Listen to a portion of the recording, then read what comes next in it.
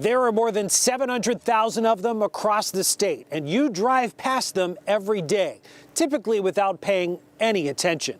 We're talking about utility poles. So the next time you drive by, stop and take a closer look. What you see may surprise you.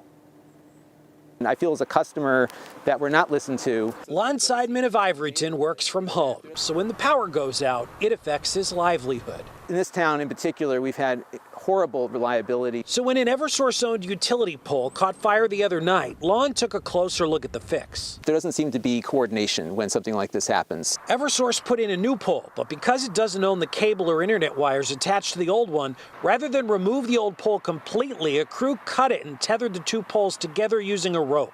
It is a common practice. The crew did what they are required to do. Despite the potential for high winds and power outages Wednesday, Eversource told Fox 61 the fix is safe and temporary, and that state regulations prohibit crews from touching wires that aren't theirs. We have contacted the other companies who are on that pole. It's up to them to get out there as quickly as they can. But the complaints don't end there. Walking the neighborhood, Fox 61 found damaged power poles hit by cars, bolted and bracketed, old abandoned poles, poles strapped and braced, and even unsightly double and triple poles. It's a huge job, but we understand the need to maintain the system, but the crews are well trained. They understand how to examine the poles to see what kind of shape they're in. Each utility pole should have a few silver tags. One tells you who owns it, the others tell you the last time it was inspected.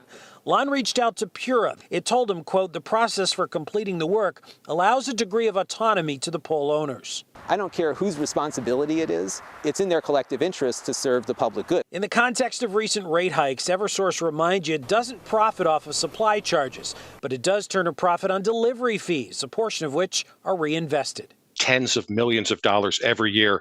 Yes, pole inspections is part of that, tree trimming, pole replacement. Eversource told us they have a software system in place and have communicated this issue to other utility companies. Frontier was in this area today laying fiber optic internet cable, but so far they haven't touched this pole. If you see a pole you think is unsafe in your neighborhood, best thing to do, take a look at who the owner is, note the location of where it is, and send all that information over to Pura. Reporting in Ivoryton, Matt Caron, Fox 61 News.